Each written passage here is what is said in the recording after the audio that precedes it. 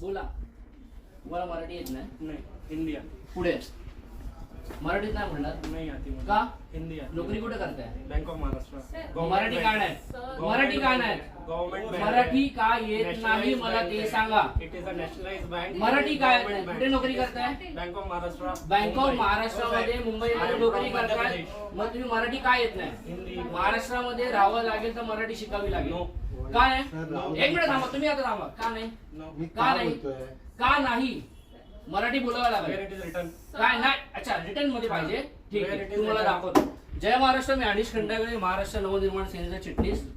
मी आता bank of Maharashtra Mahim मध्ये उभा आहे आणि हा जो माणूस आहे इथला एका आमच्या म्हणजे बँकेमधला कोणी व्यक्ती लोन घेण्यासाठी गेले होते, त्यांच्यावरती दादागिरी करतोय. आणि प्लस दादागिरी करतोय. तो बोलतोय की तुमची भाषा उद्धट आहे आणि स्पष्ट बोलतो मला मराठी येत नाही. काय मराठी येत नाही? बरोबर ना? आणि बोलतो मराठीमध्ये मी बोलणार नाही.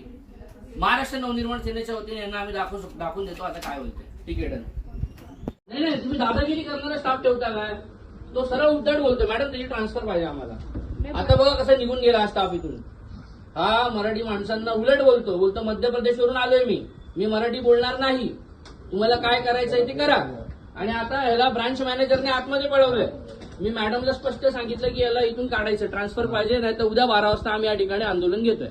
धन्यवाद. जय जय महाराष्ट्र.